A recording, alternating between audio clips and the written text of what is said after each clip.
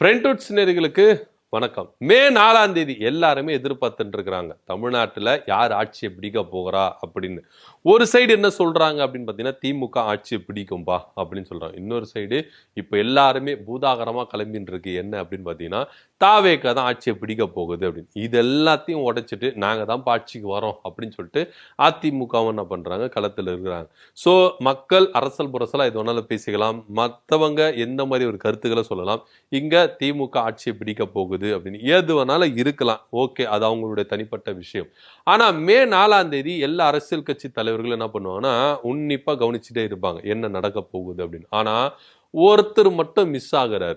இவரு மே 4ஆம் தேதி முக்கியமான எனக்கு ஒரு விஷயம் இருக்குது, இங்க தேர்தல் முடிவுகளை விட எனக்கு அதுதான் ரொம்ப முக்கியம் அப்படின்னு சொல்லிட்டு விஜய் அவர்கள் மே 4ஆம் தேதி வெளிநாடு பயணம் செல்ல போகிறார் அப்படின்னு. தேர்தலில் ஜெயிச்சா தமிழ்நாடு, தோத்தா வெளிநாடு அப்படின்ற ரேஞ்சுக்கு சூழறித்து என்ன பண்றாரு, கிளம்புறாரு விஜய் அவர்கள் அப்படின்னு தான் பார்க்க வேண்டியது. ஏன் மே 4ஆம் தேதி அவர் போகணும்? முக்கியமான நாளாச்ச ஏன் விஜய் அவர்கள் போகணும்? வெளிநாட்டுக்கு போகாம இங்கே இருக்கலாம்ல அப்படின்ற ஒரு விஷயம் தான் எல்லா இடத்துலயும் பரவிட்டு இருக்கு.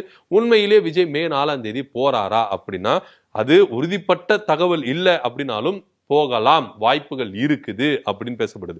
பொதுவா விஜய் அவர்கள் பிரச்சாரங்களில் தன்னுடைய பிரசன்ஸ் ஈடுபாடை என்ன பண்ணல, சரியா கொடுக்கல அப்படின்ற ஒரு குற்றச்சாட்டு வேட்பாளர்கள் மத்தியிலே பல தடவை பல பேர் என்ன பண்ணாங்கன்னா குறைகளை சொன்னாங்க. ஏன்னா விஜய் அவர்கள் நிக்க சொல்லிட்டாரு, நம்மளும் நின்றுட்டோம், ஆனா கூட்டம் கூடல, விஜய் வந்தாதான் கூட்டம் கூடுது அப்படின்னு. குறிப்பா கரூர் மாவட்டத்துக்கு விஜய் அவர்கள் போகவே இல்லை. ஒரு சில மாவட்டங்களுக்கு அவர் தலையை கூட காட்டவே இல்லை. இவங்க காட்டலன்னா பரவாயில்லப்பா, 2ஆம் கட்ட தலைவர்கள் காட்டியிருக்கலாமே, அவங்க கூட போகலையே அப்படின்ற ஒரு ரேஞ்சுக்கு தான் இருக்குது. குறிப்பா வில்லிவாக்கம் தொகுதியிலையும் டி நகர் தொகுதியிலையும் வேட்பாளர்கள் பணம் கொடுத்தாங்க. அதாவது ஆதவர்ஜனாவும் புஷி ஆனந்தும் பணம் கொடுத்துருக்குறாங்க அப்படின்ற ஒரு தகவல் இருக்கு. ஜெயிக்க போகிறோம் அப்படின்ற ஒரு கான்பிடென்ட் இருக்கும்போது எதுக்கு பணம் கொடுத்தீங்க அப்படின்னு கேட்டா, அதெல்லாம் அரசியல் சாதாரணமாப்பா அப்படின்ற ரேஞ்சுக்கு என்ன பண்றாங்க, கடந்துட்டு போயிடுறாங்க. ஸோ இதெல்லாம் ஒரு புறம் இருக்கட்டும், விஜய் அவர்கள் கட்சி ஆரம்பித்தது இந்த செகண்ட் வரைக்கும் தன்னுடைய நிலைப்பாட்டுல அவர் உறுதியா இல்ல. அது மாத்திரம் இல்லாம அவரு செய்ய வேண்டிய கடமைகளை செய்யவே இல்லை அப்படின்னு தான் பார்க்க வேண்டியதா இருக்கு. ஏன்னா அவரு நிறைய இடத்துல பிரச்சாரங்கள் மேற்கொள்ள, இன்னும் சொல்ல போனா அவர் தொகுதியிலேயே பெரம்பூர் தொகுதியிலும் திருச்சி கிழக்கிலையும் அதிகப்படியான வாக்கு சேகரிப்புல ஈடுபட முடியல. நீங்க முதல்வர் ஸ்டாலின் அவர்களை எடுத்துட்டோம், எடப்பாடி பழனிசாமி எடுத்துட்டோம், எல்லாருமே கூட்டணி கட்சி தலைவர்களையும் எல்லாருமே என்ன பண்ணாங்கன்னா, கூட்டணி கட்சி வேட்பாளர்கள் தங்களுடைய வேட்பாளர்கள் எல்லாரையும் ஆதரித்து சொந்த தொகுதியிலே என்ன பண்ணாங்கன்னா பிரச்சாரங்களை மேற்கொண்டாங்க. ஸோ இந்த மாதிரி விஷயங்கள்லாம் நிறையவே நடந்திருக்குது. ஆனா விஜய் மட்டும்தான் தன்னுடைய பிரச்சார வேலையை சரியா செய்யவே இல்லை. தன்னுடைய தொகுதிக்கும் செய்யல, வேட்பாளர்கள் தொகுதிக்கும் செய்யல அப்படின்ற ஒரு விஷயத்தை தான் இங்க உன்னிப்பா கவனிக்க வேண்டியதா இருக்குது. சரி, ஓகே, தேர்தல் பிரச்சாரத்துல கூட அப்படி இல்லை, ரிசல்ட் அன்னைக்கு இருக்கலாமே. ஏன்னா எல்லாருமே என்ன சொல்லிக்கிறாங்க, விஜய் அண்ணா தான் வராரு, விஜய் தான் சிஎம். உத்தேச பட்டியெல்லாம் ரிலீஸ் பண்ணிட்டாங்க. விஜய் மகளிர் அணி, குழந்தைகள் நல அணி, அப்புறம் முதலமைச்சர், அதே போல போக்குவரத்து துறை அமைச்சர் பாத்தீங்கன்னா நம்ம புஷி ஆனந்த், சட்டத்துறை அமைச்சர் அவரு பாண்டி அவர் பேரு, அவரு நிறைய பேரு என்ன பண்றாங்கன்னா இவங்க தான் அமைச்சர்கள் அப்படின்னு சொல்லிட்டு உத்தேச வேட்பாளர் பட்டியல் ரிலீஸ் பண்றாங்களே இல்லையோ, உத்தேச அமைச்சர் பட்டியல் என்ன பண்ணிட்டாங்க, ரிலீஸ் பண்ணிட்டாங்க. அந்த வேகத்துல என்ன பண்றாங்க, தாவேக்கா போயிட்டே இருக்கு, எங்களை அடிச்சுக்கிறதுக்கு ஆளே இல்லையா, என்னையா நீங்க பண்றீங்க, நாங்க தான் அடுத்த சிஎம். இப்பவே நிறைய பேர் என்ன பண்ணாங்கன்னா கலப்புங்க போலாம் அப்படின்ற ரேஞ்சுக்கு என்ன பண்ணிட்டாங்க, தாவேக்கா கும்பல் இருக்குல்ல அடிச்சு தூக்கிட்டு இருக்காங்க சோசியல் மீடியாக்களே, வெளியில எல்லாத்துலயும் சரி. ஸோ இப்படி ஒரு பரபரப்புற ஒரு ஹைப்பில் என்ன பண்ணிட்டு இருக்காங்க, டிவிக்கே தன்னுடைய கட்சியை வச்சு தோக்க போறேன்னு தெரிஞ்சிருச்சு, பேசியாவது ஆசுவசப்படுத்திக்கலாமே அப்படின்ற ஒரு ரேஞ்சுக்கு தான் அவங்க பண்ணிட்டு இருக்காங்க. ஆனா விஜய் மட்டும் மே 4ஆம் தேதி ஏன் இங்க இருக்க மாட்டாரு, சென்னையில ஏன் இருக்க மாட்டாரு, ஏன் வெளிநாட்டுக்கு போறாரு அப்படின்னா, மே 4ஆம் தேதி த்ரிஷாவோட பர்த்டேவா, அந்த பர்த்டேவை செலிப்ரேட் பண்றதுக்கு விஜய் அவர்கள் வெளிநாட்டுக்கு போகிறார் அப்படின்ற ஒரு தகவல் ரொம்ப அரசல் புரசலா பரவிட்டு இருக்கு. இது இன்னும் அபிஷியலா என்ன பண்ணல, விஜய் தரப்புல இருந்து சொல்லல. இது பேசிக்கிறாங்க, இருக்குமோ ஒருவேளை இருக்கலாம் அப்படின்னு தான் பார்க்க வேண்டியதா இருக்கு. ஏன்னா த்ரிஷாவுக்கும் த்ரிஷாவுடைய நாய்க்குட்டிக்கும் எந்த அளவுக்கு முக்கியத்துவம் கொடுத்தாரு அப்படின்றது எல்லாமே வரலாறுகள் எல்லாமே நம்மளுக்கு தெரியும், எல்லாமே நம்மளுக்கு சோசியல் மீடியாக்கள்ல இருக்கு. இப்படி இருக்கும் பொழுது மே 4ஆம் தேதி எனக்கு ரிசல்ட்டை விட த்ரிஷாவோட பர்த்டே ரொம்ப முக்கியம் அப்படின்னு சொல்லிட்டு கிளம்புறதுக்கான வாய்ப்புகள் அதிகமா இருக்குது அப்படின்ற ஒரு பார்வை தான் இங்க பார்க்க வேண்டிய ஒரு விஷயமா இது இருக்குது. ஒருவேளை வெளிநாட்டுக்கு போறவரு ஜெயிச்சா தமிழ்நாட்டுக்கு திரும்பி வரலாம், இல்ல வெளிநாட்டிலே செட்டில் ஆயிரலாம் அப்படின்ற ஒரு ரேஞ்சுக்கு கூட இருக்கலாம்ப்பா. அதனால கூட அவர் என்ன பண்றாரு, ஏன்னா கொஞ்ச நஞ்ச பேச்சு பேசலங்க விஜய், ஏகப்பட்ட பில்டப்பான பேச்சுகள் பேசியிருக்காங்க. அவரு பேசிட்டு அவரு போயிருவாரு. அவருக்காக இங்க முட்டு கொடுத்தாங்களா சில தற்குறிகள், அவங்களுடைய நிலைமை என்ன, அவங்களுடைய கதி என்ன, அதுதான் இங்க பார்க்க வேண்டிய ஒரு விஷயமா இருக்கு.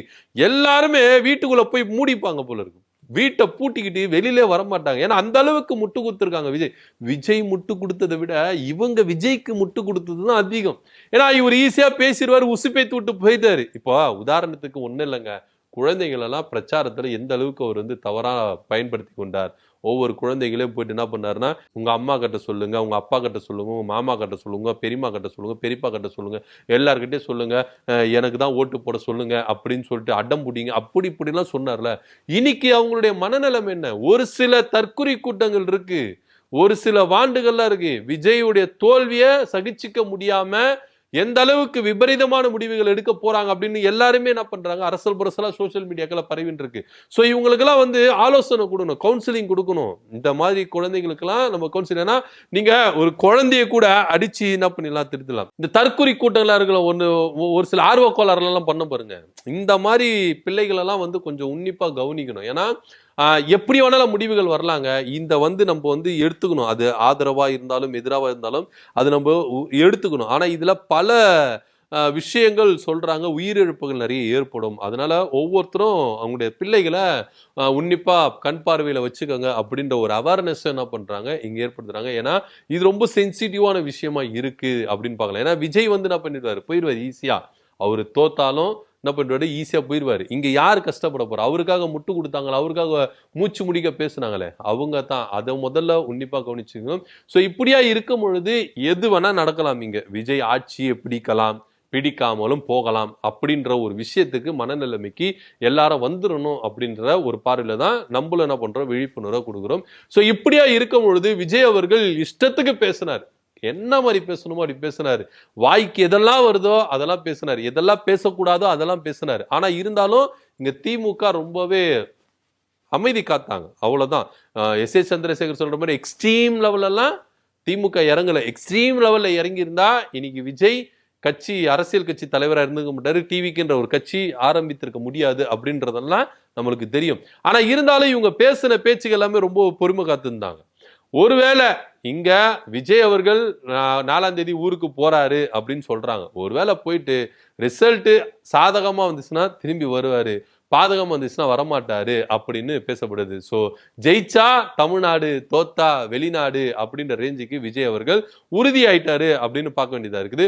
ஸோ எதுக்காக போறாரு, இல்லை இங்க ரிசல்ட்டை கொண்டாடணும், அதுக்காக விஜய் இங்க இருக்கணும். ஆனா இங்க இருக்க மாட்டேன். இன்னும் சொல்ல போனா ஆதவ அர்ஜுனா இவங்களாம் இருக்க மாட்டாங்க அப்படின்னு கூட பேசப்படுது. ஸோ என்ன நடக்குது அப்படின்ற பொறுத்து பார்க்கலாம். ஸோ விஜய் அவர்கள் மே 4ஆம் தேதி ஊருக்கு போறாரா இல்லையா, அதை முதல்ல கன்ஃபார்ம் பண்ணுங்கப்பா அப்படின்ற ஒரு எல்லாரும் என்ன பண்றாங்க. ஏன்னா அரசல் பரசலா போயிட்டு இருக்கு, இதை விஜய் தான் தெளிவுபடுத்தணும், ஊருக்கு போறாரா இல்லையா, ஒரு அறிக்கையை ஒன்று விட்டுட்டா கரெக்டா இருக்கும் அப்படின்னு பார்க்க வேண்டியதா இருக்கு. இதை பத்தியோட கருத்து என்ன அப்படின்னு கீழே கமெண்ட் பண்ணுங்க. நன்றி, வணக்கம்.